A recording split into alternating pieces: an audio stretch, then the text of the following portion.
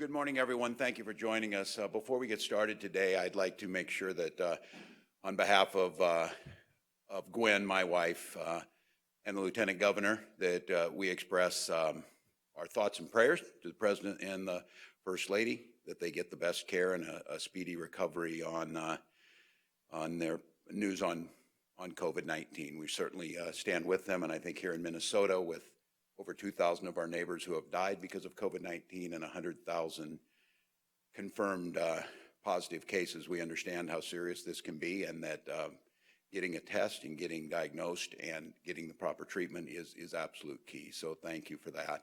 I'll be joined today by Deputy Commissioner of the Minnesota Department of Education, Dr. Heather Mueller, will be with us today to help answer any questions we may have. And then the Director of the Minnesota Department of Health Infectious Disease Director, Chris Erzman, will be here to answer any specifics. I would like to start. We've got a few new journalists with us today. I'd like to welcome the folks who've gathered in the press corps today.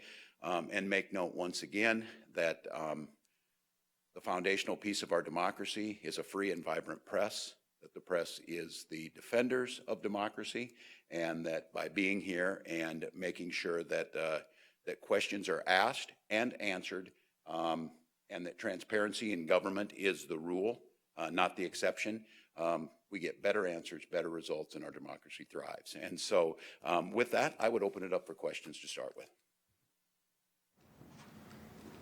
Sir, with the deadline quickly approaching for Minnesota's COVID-19 vaccination plan, would you tell us a little bit about what that looks like and where students and teachers might fit into that picture?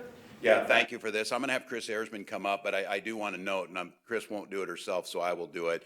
The work that's gone into this and the thought, we spent about an hour yesterday afternoon as this plan has been many months in the making. I think most of us recognize that having the vaccine, while certainly isn't the only thing, we'll still keep the protocols in place like we do with any infectious disease, but a vaccine makes a big difference. The complexity of distribution of a vaccine, who gets the vaccine, how, what does the supply chain look like? Some of these vaccines are ultra cold storage, which requires them to be stored at 90 below zero. And how do you move that? It is super complex. I'm really thankful and grateful and hopeful, to be very honest. Minnesota was one of the 5 states chosen to try and run through these protocols to help the Center for Disease Control put together the national strategy on how this will be done. And a lot of that was because of the work of Chris Erzman and his team. So Chris.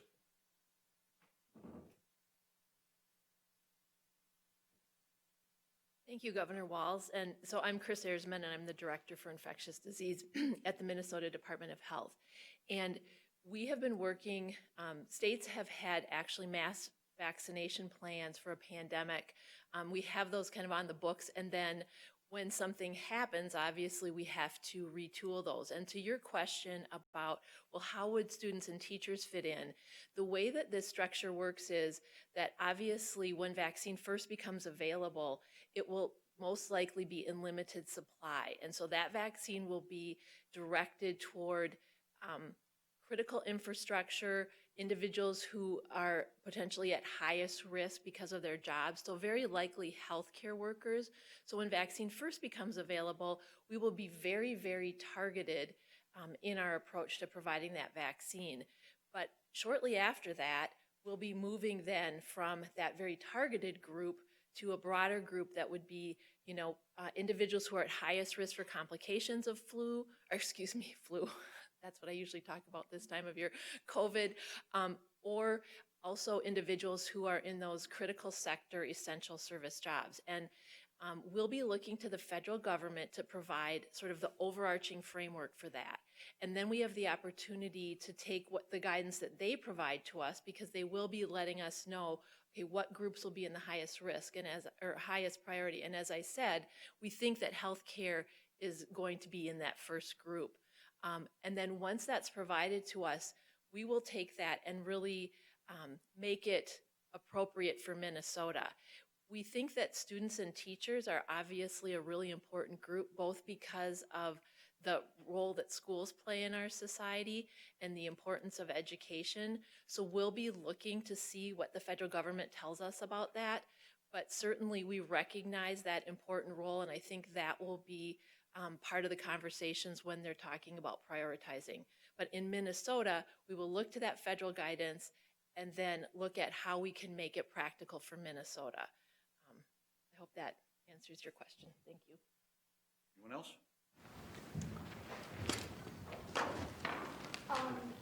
Should students have be expecting to go back to school this year, or is the vaccine kind of a better starting point for when schools can return to in person? Yeah, I'll have Dr. Mueller talk a little bit on this, but in Minnesota, and again, I think Director Erzman is right. Schools are foundational. They're foundational to their future. It's not just lip service. We need to do it. It's also critically important. We figured out how to do it safely, both in terms of students and the staff that were there. A lot of work went into our safe learning plan, which gave a lot of flexibility in terms of local buildings because of their physical infrastructure, what the makeup of their student body and their teaching staff look like, but predicating it on some of those metrics of what we were going to use. So I'll let the Deputy Commissioner take it in a little more detail. And again, I think for all of us, seeing that vaccine as a really important piece in the long-term plan of this, but all of these other things fit together in that. And I, again, want to continue to stress a little disturbing. I think there's a lot of unclear information around the vaccine that has made a large number of people a little nervous about that. We're going to make sure here in Minnesota, and it will be part of my job to communicate the safety of this, of what FDA and CDC, and of course the Minnesota Department of Health, and how our healthcare agencies roll this out, so that when the time comes to get that vaccine out, not only are we going to be able to do it in the proper manner, the ethical manner, targeting those high-risk populations, but also making sure people feel comfortable with that. But a little bit on school. Thank you, Governor. Good morning, everybody. I'm Heather Mueller. I'm Deputy Commissioner at the Department of Education, and I really appreciate that question. It's near and dear. I've been in education for over 20 years, and before I came into this role, I was a high school history teacher, 9th grade, 10th grade, and 12th grade, and then worked in administration. My husband's a 7th grade math teacher. I have a senior in high school and a sophomore, and so that question is incredibly important because they'd like to be back in school. And I think that when we developed our safe learning plan, that was really one of the cornerstones. The first thing that the governor and lieutenant governor articulated is that we really want to ensure that our students, our staff, and our families are safe, healthy, and well. That is the very first foundational thing that we had to think about. The very next thing was then how do we maintain that base and bring every student back into school? And so that's what we've really been striving to. I know the vaccine is maybe one option, and that may not be our predictor. What we do have to think about is what are all of the other mitigating factors that we can control that will allow us to have our students back in schools. How are we going to drive down our county numbers? How are we going to drive down our community numbers that are in each of our communities as well as in our schools? The things like around face masks and the wearing of those, not going to parties, not having activities, not clumping and doing all of these pieces are things that we actually have to be thinking about, right? It is not going to continue to be as it always has been. And I think that that's one of the things that as educators and as students, I think we have to be able to articulate that and to be really crystal clear around that. It is not going to be normal. The 2020 school year, 2021 school year is not the same as every other school year. Each of you are experiencing it vastly differently. And quite frankly, as adults, we've never experienced it the way that you're experiencing it now. And so we know that your voice is incredibly important. And we also know that your role and your responsibility is incredibly important. What we don't want is to have our students impacted negatively because of the behavior of adults and because of the behavior of what we've always been able to do. And so when we're thinking about how we get students back into buildings, it's also being thoughtful not only about that vaccine as a preemptive approach, but it's thinking about what we have that's a mitigated opportunity. How do we take control ourselves, make sure that we have our responsibilities in place and are doing what we need to do? That's our end goal. And so that's why some of these pieces have been put back into place, is to really be able to help to support you all in that way. And that's what we'd like to have, quite honestly. Yes, sir. How, in the face of the pandemic and while you faced immense political pressure, were you able to step up to the plate and be the leader that Minnesota needed? What past experiences or traits are helping you lead through this crisis? Oh, no, thank you for the question. I think, and people often come up to me, they said you'd never probably anticipated when you asked the people of Minnesota to give you the privilege of being governor that we would be in a pandemic, or that we would see generational push on systemic racism and some of the changes Minnesota needed to make on that. I think for me, most personally, philosophically around this, that I see leadership as servant leadership. If you're given the privilege to be in a position where people are asking you to lead, that every decision needs to be made through that lens of what is best for the people that you are representing. And I think, again, as Dr. Mueller said, my background is in teaching. I spent 20 years, not too far down the hall from Dr. Mueller, teaching social studies and geography, athletics, and a big piece of that. I coached football, and my wife did speech and debate and things like that. That's part of that community. And I think understanding, when you lead, especially with younger people, one of the things you find, I often say, the first day I was a teacher and I went in the classroom, I knew everything. The second day I knew nothing. And then I spent about 20 years trying to learn it back, because I learned very quickly that first day as the teacher, you're certainly not the smartest person in the room. You might have more experiences and life experiences, but there's so much you can add. And then I think for me, I spent a career in the military and watched how smart organizational planning is helpful, how building contingency plans on every possible scenario you can think about, and then being able to execute those. And then I think anybody who's in this position, and especially as governor, is being surrounded by incredibly talented people on so many fronts who are not only subject matter experts, but are leaders in their own mind. And I think about, I did work around this idea of leadership. I think one of the really interesting things is never gets written about. You never go to find a book. If you go to find books on leadership, there's thousands of them. There's very few or any books on followership. And I think one of the things is being part of a organization and following.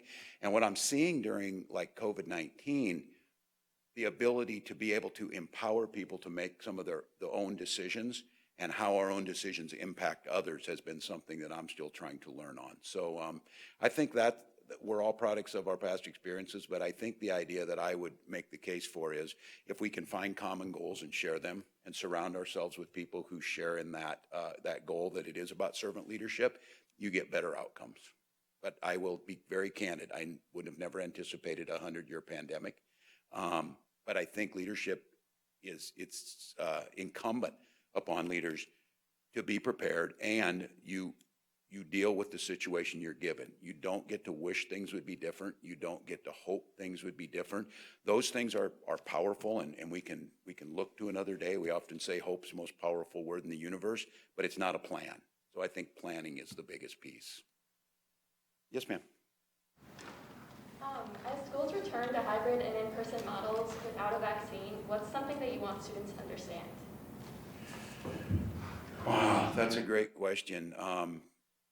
I think Dr. Mueller brought a good point is that all too often, and I don't think if you teach you do this for very long, is I hope that people in Minnesota are not seeing that our young people are not preparing to live their lives. You're living your lives right now. You are part of this response. You are part of, and this will shape your life experience. You will be the generation that went to school during this time.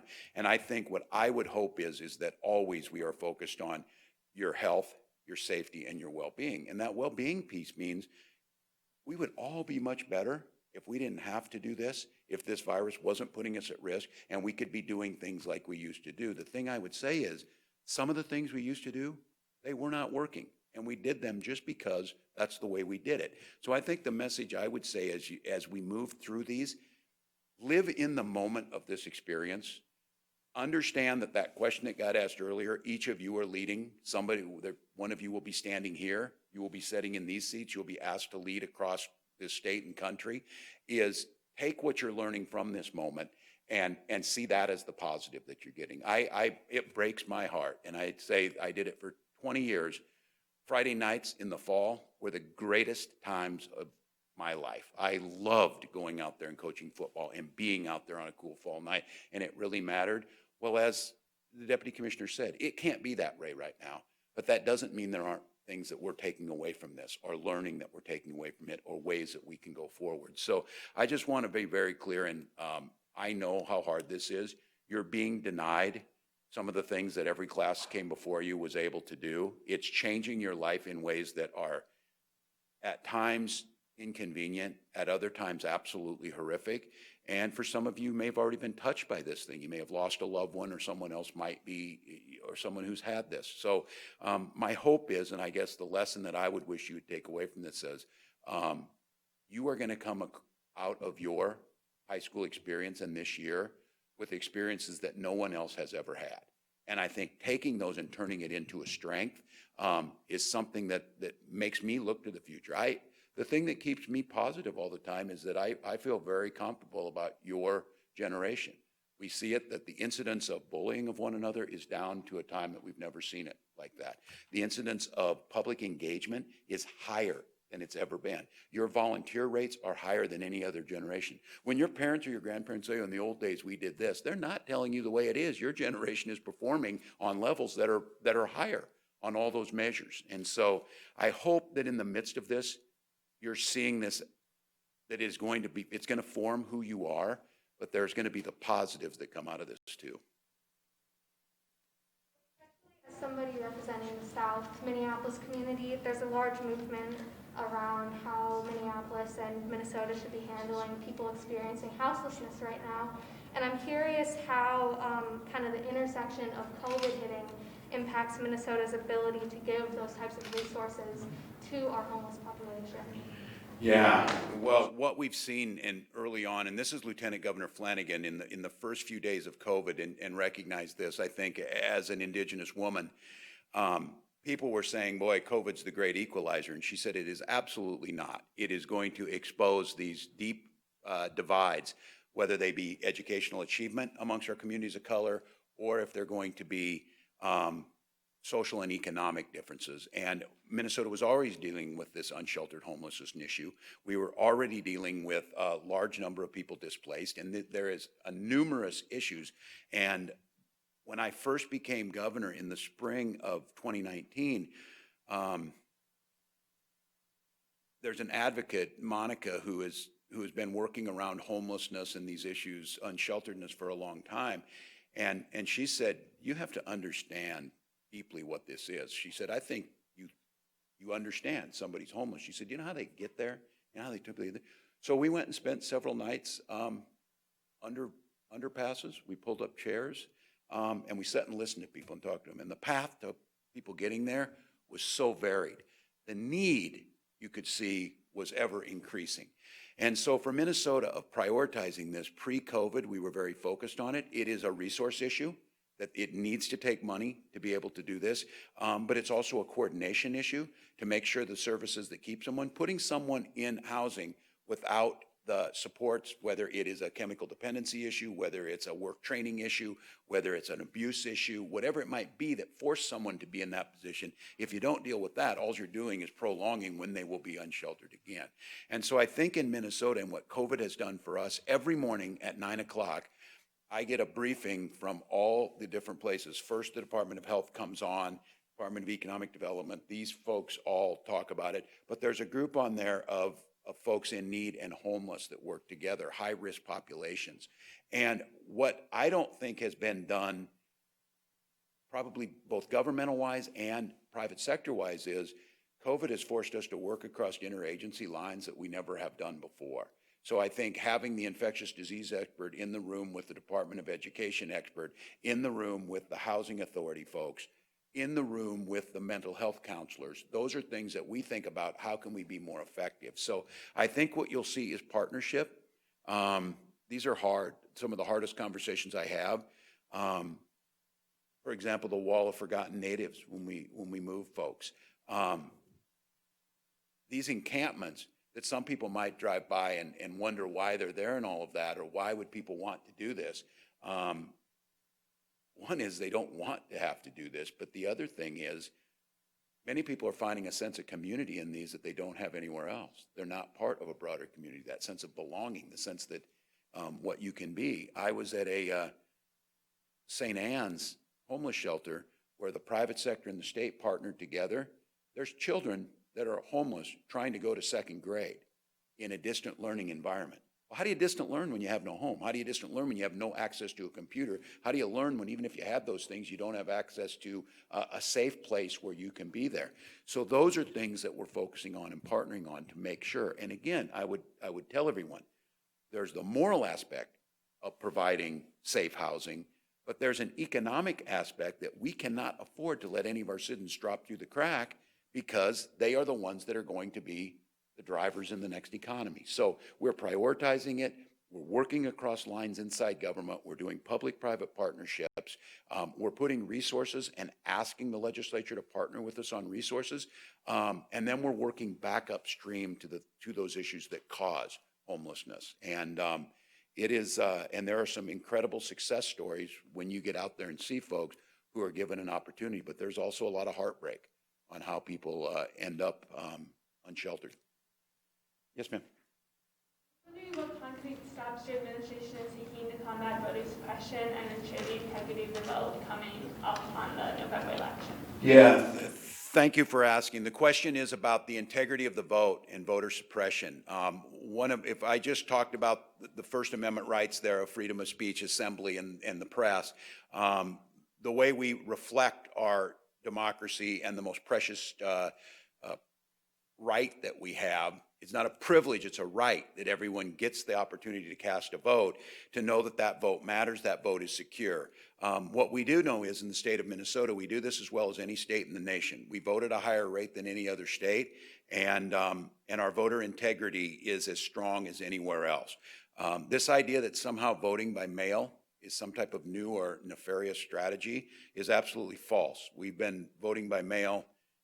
They've been voting by mail for George Washington, for goodness sakes, and moved him on there. That's how these things work. I myself voted as a member of the military when I could not be in the United States to vote, and I voted last month because of COVID-19 via mail-in ballot. And so the state of Minnesota, under the leadership of Secretary of State Simon, under the guidelines that are put in place, will ensure that everyone who wants to cast a ballot will be able to, whether that is via mail, via drop box, or in person at polling stations. And we need to be very clear and absolutely, I think, articulating this to the public: your vote will be safe. There is not massive fraud. We encourage you to get out there. We do not want you to be depressed about that. And I can tell you, one of the things is, the psychology of this is does your vote matter? Is it hard to vote?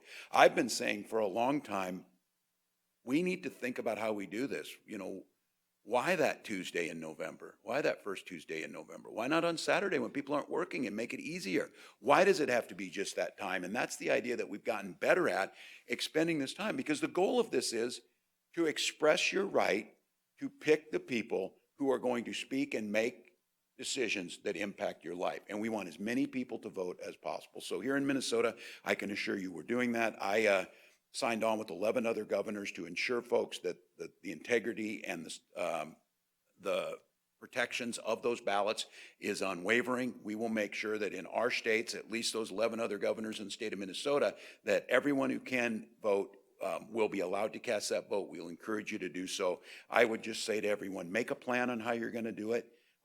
Get it done. You can track that ballot and have a voice. That's the only way the changes you want to see can be made. So, yes, ma'am. What needs to happen in order for school to go back normal, full-time and no masks? Want to talk on this one? All right.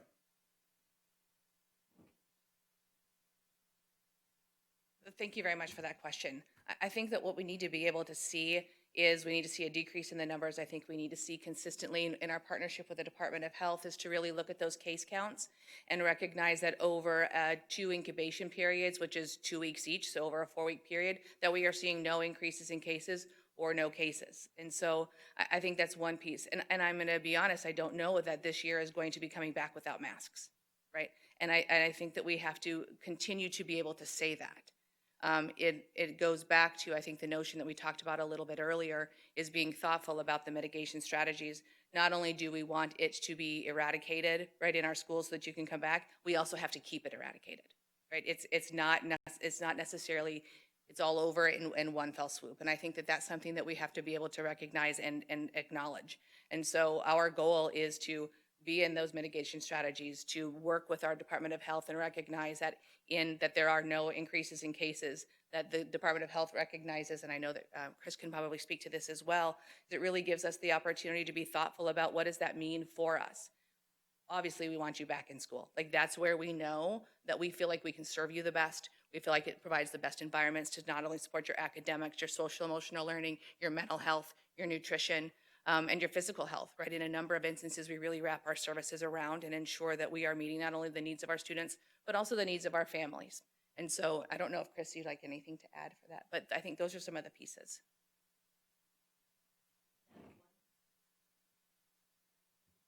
I'll just add one thing, and that is that you have a lot of control in terms of when you can get back in school.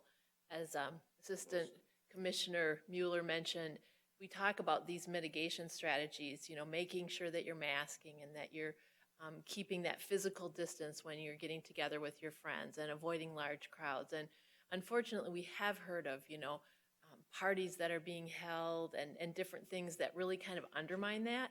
So my encouragement to you is, if you want to be back in school, make those choices that help us help you get there, because we're all eager for that to happen.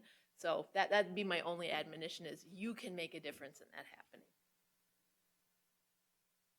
Oh, thank goodness for the good people. Thank you, Chris. That's they sometimes I tell them about being the walking public service announcements. Chris is dead on right. That I think some of this is, and especially where it's a virus, you can't see it and there's no spots on you or anything like that, that this whole idea of what we can control, that we know, the masking, the social distancing, the washing of the hands, the not gathering in close confined spaces, boy. Again, we do a lot, and God forbid we have to use ventilators and extra hospital space and all of these things. Those are things we need to prepare for, but the thing that does the most impact is exactly what Chris is saying. So I do like that idea that you control your own destiny, and I really like this idea that, as Deputy Commissioner said, adults need to keep you in school. They don't need to be gathering in large numbers in bars. They don't need to be doing the things where they say, I don't want to wear a mask. I get it. You personally might not, but your personal rights of freedom end where they endanger others. And at that point in time, that's the compact we make in society to work together. So it's a great question. And Chris and Heather, I want to thank you both for always remembering and staying grounded in that spot. Yes? If you could go back in time till the start of the pandemic, what, if anything, would you do differently? Wow. The question about if we could go back in time, and I think that is a valid point. I think you make decisions with the best information you have at the time, but I think it is irresponsible if you're not learning as time goes on to make some changes. As I've said, I wished I would have known that if we had masked up in March, I think it would have made a difference. And I think one thing to know is we had a shortage of masks. We didn't understand that cloth masks could actually stop spread some of the aerosol, and that you would get a diminished infection rate. I think that's one of the things. I think I would have worked, and I would have encouraged folks for us to be able to have more of a national strategy early on. This idea that it was what was called upon it, and the president said states are going to be responsible, states are going to run testing, and so we jumped into that, and we have a robust testing program. Today we tested over 32,000 tests run. That's the highest at any time since we started this, but I wish we would have pushed more for that. In the absence of that, I wish we would have formed strong regional partnerships, because you find that when you're in an island in this, we're still today, while our numbers are third highest total number of cases, our test positivity rate is still around 4%. It's 22% in Wisconsin and higher. And those are types of things that, and again, I don't say that as a pejorative to Wisconsin. I say it is that we cannot be an island in and of ourselves. So I think building a stronger regional coalition, I wished we would have known more and erred on the side of wearing the masks more. And then I wished we would have been able to keep any of the political divisions out of this. And I think back to what I could have done better to not allow this to be split, and to have public health and public health guidance be seen at times as a political badge to wear one way or another. And I think trying now to do that going forward, because we're not out of this. And while thinking about a vaccine is important, planning for a vaccine is critical. We're not going to wish our way out of it with that alone. And I think, as the deputy commissioner said, the vaccine alone won't get us back in school. It's a lot of the other things. So I think those are just some of the things that I wished we had done. Students are growing up in perhaps the most divided time in American history, say for the American Civil War or the American Revolution. They are emulating behavior that breeds divisiveness, toxicity, and closed-mindedness towards other points of view. What advice would you give students to bridge the gap between the divide? Hurry up and assume positions of authority so your generation can help fix this. I do think there's a lot of that. I think you have to model this. I feel a sense of responsibility on this. I'm the governor of the state of Minnesota. If I choose to partake in, divisive politics or divisive language, it's going to add to that. So I think that's one of the things that we can do. I think we can continue to understand that differences are not a value judgment. They're a strength that we have. I talked a lot about, and people, there's some that disdained it. Some said it was a political slogan. But a lot of people bought into this idea that we can be one Minnesota. That means a lot of different ways of life, and it doesn't mean one is better than other, but we're stronger together. And I certainly, I think in full disclosure, have to say I'm a cultural geography teacher. I have taught everywhere from the Pine Ridge Reservation to Foshan in Guangdong in southern China, as well as Mankato. And I think seeing the world of differences, of trying to bring that in and talk about that this diversity is a strength, this diversity is a beauty, and that there is a healthy place to debate policy and debate ideology. Things like tax policy, fair debate. Things like, what is transportation going to look like? But trying to ground those around a set of facts that we can agree on and then decide how we're going to tackle that. But I think the most important thing that I would say is each of us has to be a model in that. I used to say that prior to the last, 10 years or so, that everybody would say, this is, it's never been this bad before. And I always say, I think it was pretty bad in 1861. But I think your assessment is probably right, I think from a politically divisive perspective. But the other thing I do keep in mind is we have seen this during the civil rights movement. We saw a lot of our fellow Americans denied the right to vote. And so progress has been made. But we know more needs to be done. So I think that sense of towards a more perfect union, and that each generation, this took me till I was older. I think you're probably much brighter and figured it out earlier.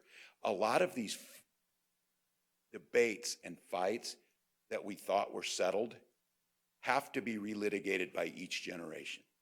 And I think, again, this is where my hopefulness goes. You're seeing this, and I just can't believe you think this is the best way to live. I can't believe you think this is the best way to govern.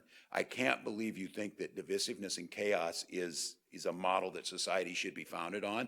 And I'm not asking you in any way to compromise on one bit of your ideology from conservative to liberal, whatever it might be. But how we go about conducting it, I do think matters. And I take my responsibility in that and accept responsibility that I have to be part of the solution, not part of the problem. And it is the question of the age right now. And so, again, I would ask each of you, stay in the moment for our young journalists. Stay in the moment and understand you are, it's a Chinese, curse and proverb in that, may you live in interesting times. You are certainly living in interesting times. And I keep saying this, whether it was after the death of George Floyd or whether it's how we're responding to COVID. We're not going to be judged by those two things. We're going to be judged how we respond to those two things and what's the state that we shape afterwards. And so I would just say each of you, be the future you want to be that role model you want to be, and then hold people accountable to doing that. Because I do think that you can forcefully make a position. And I think our politics, I'm not Pollyannish, it can get a little rough. But I don't think it has to veer into territory that people lose faith in it, or we all say, we should never be describing an important event like a presidential debate as a dumpster fire. That is probably not. You could say it was lopsided, they were wrong, it was passionate, it was ever, but we should probably move out of that space. Time for more. Yes, ma'am. Let me make sure if it's ones I haven't got, I'll come back to you. Yes. As younger children aren't as affected severely with COVID-19, will elementary students plan for distance learning and in-person plan be different or the same as high school students? Chris, I might, or Heather, both of you, I think this is one for my experts. They have spent a lot of time thinking that very question. Thank you for that. One of the, you're right in that when we look at our data in terms of hospitalizations and intensive care and deaths, that we thankfully have not seen as much in our younger populations. But I think there are a couple things to keep in mind when we think about when it's appropriate to bring people together. One is that we have to think about the staff that are serving those students and educating them. And when we look at the staff that are in both in the school setting as well as just the adults living with kids, we see that almost 40% of them have underlying health conditions that could put them at greater risk for COVID. So we do think about how the individual, the student might be affected, but we have to look at the whole environment. And so that's why the guidance that we put together with the Department of Education is looking at disease in general. Not that we aren't grateful that kids don't seem to have as severe disease, but we have to recognize the role they play in the whole community and things like that. And perhaps. And I think to build off of that piece, I think the other thing that we're thoughtful about is that is one of the things in the Safe Learning Plan. I articulate that the first two was really being thoughtful about the safety, health, and wellness of our students and staff, and then thinking about wanting all students back in. But then the third, right, that third scaffolded piece and really building that is, if we can't do that, then we really need to be thoughtful about how do we get our youngest learners back into the buildings, right, if at all possible. And so we're really thinking about how is it that we're able to, because teaching reading is rocket science. Right? Not everybody can do that. And so it gives us the opportunity to be really thinking about how we're going to be able to support that. And we know that a number of our school districts and charter schools have really thought about how is it that we can ensure that we have the staff that are able to be in the building. How is it that we're able to socially distance our students? Are they wearing masks? Do we have the cleaning supplies, and are we able to clean at the level that we need to be doing? Are we limiting or having no visitors come into the building so that we can ensure that safety and continue to mitigate those risks? And so really being thoughtful about how is it that you have the opportunity to spread out students and spread out staff.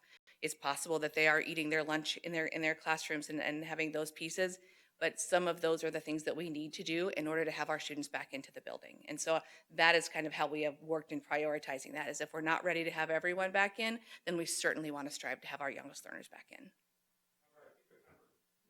Make sure we get all of our newest additions to the press pool, get it to you.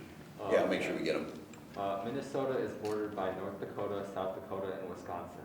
These three states ranked 1, 2, and 3 in new COVID cases per 100,000 people last week.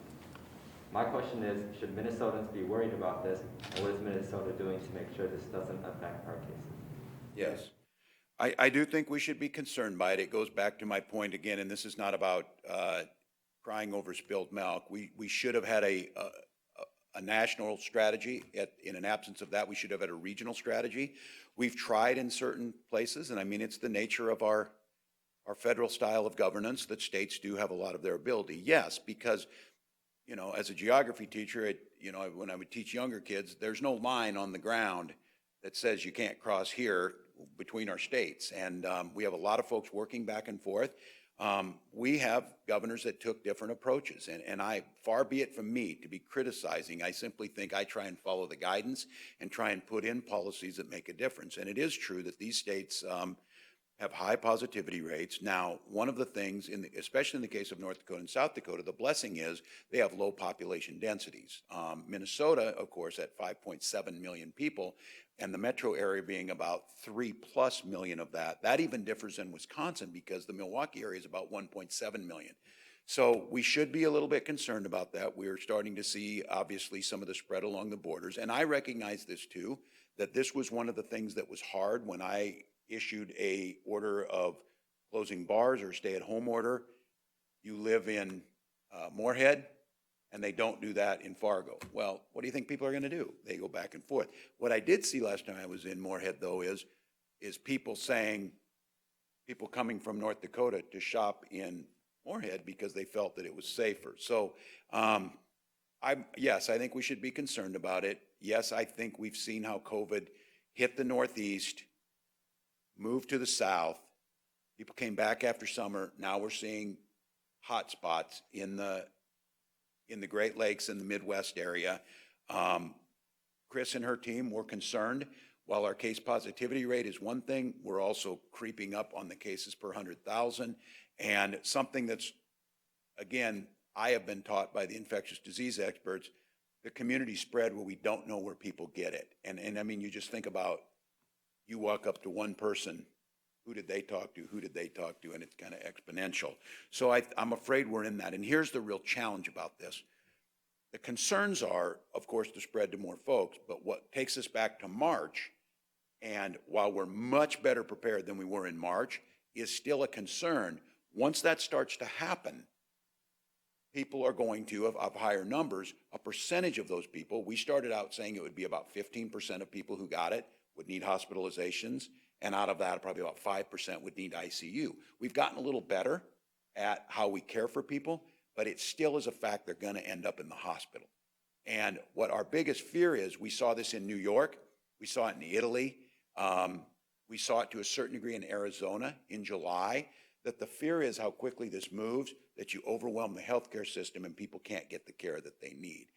That will not happen in Minnesota, but it is a concern. And we also have redundancies built in now. We have more capacity to expand out. We have the equipment that we need, but it will challenge the system if it happens. And so this is a concern. It'll start to come back up. It'll be hard for Minnesota. But again, I want to thank Minnesotans for doing the things we continue to say. Our case positivity rates are an island in the midst of that. They are lower, and including Iowa. And we should keep it that way, because what that does is it keeps you in school. It keeps the chance of playing volleyball or having a speech tournament happen. It keeps our businesses open, and it keeps things going. We knew early on you couldn't shelter in place for a year. The economy wouldn't take it, and quite honestly, it was so socially damaging to all of us that it would be very difficult for people to maintain that. So we had to find that sweet spot in the middle where public health was meeting the capacity to do some of the activities in life that we need to get done or that we want to do. So yes, sir. Minnesotans of all backgrounds have come to you with their questions, seeking guidance and support. And I'm just wondering, how do you deal with the stress that comes with this, and how do you maintain good mental health during this pandemic? Yeah. Well, I tell people I was well prepared for this. Some of you will appreciate this one. My first year in the high school lunchroom, a freshman was choking on a Polish dog, and I gave him the Heimlich and popped it across the thing. For the next 19 years, I got lunchroom duty, so I'm used to just kind of calm and things happen. So I was the lunchroom supervisor. But in all reality, I think the biggest thing I do is I, like so many, had to refocus. I know you would not know this by looking at me, but I run 5 days a week, about 5 miles at a time. You find that hard to believe. They believed everything else I said up till this point, and that you can't believe that. So, and then I think for me, it's getting with the experts and digging down into the details and formulating plans. Because what I think for most people, maybe you included, for me, the hardest thing in a situation like this is feeling that things are out of your control, not knowing where it's going to end, not having any predictability in your life or your activities. No, we're not going to play football. We are going to play football. I can't go in this store. I can go in this store. Don't wear a mask, wear a mask. So I think for me is trying to be as well versed with these experts of teaching me to stay focused on what we can control, stay in our lane. I will say this, that the one blessing from any of this is I have eaten more meals with my 14-year-old son than I have in a long time. He may disagree and be embarrassed for me to say that, but we spent a lot more time together. I am now becoming well-versed in anime.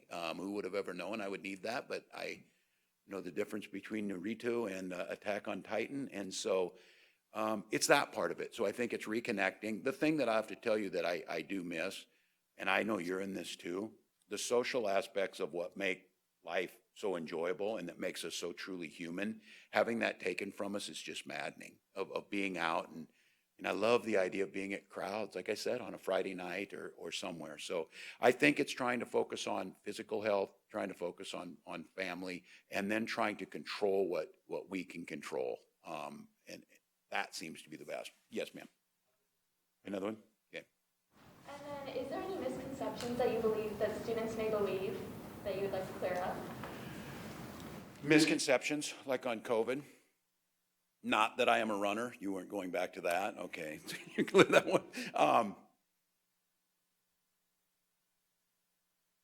Well, I hope it is that everything we're doing is in the best interest of you, and I think every society focuses on their children because it's not a cliche. You are the future, and I hope that it is not felt like that decisions are being made that are depriving you of the opportunity to do those high school rites of passage that every other group got to do, and then you got denied. I hope that's not. I don't believe so, but it's important for me to get out. I'm listening. I got a freshman at the or a sophomore at the University of Minnesota, and of course an 8th grader, listening to what they're saying and what they're hearing. And so I hope that's not out there, but I worry about that. I worry that that we're not doing enough. That we sometimes keep.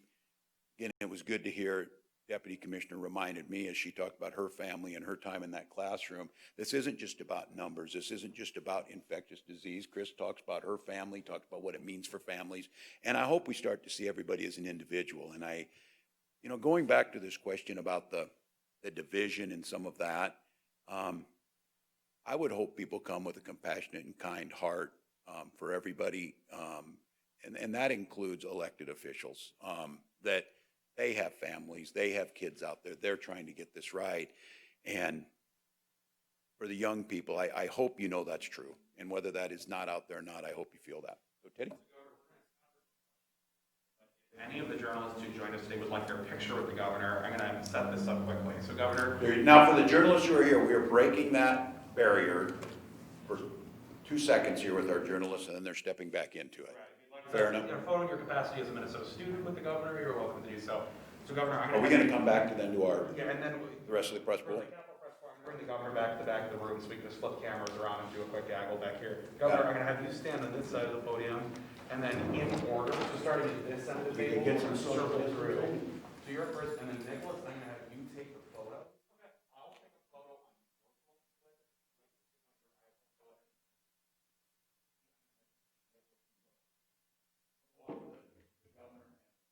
yeah, and then Governor, so we demonstrate social distancing on that side of the podium.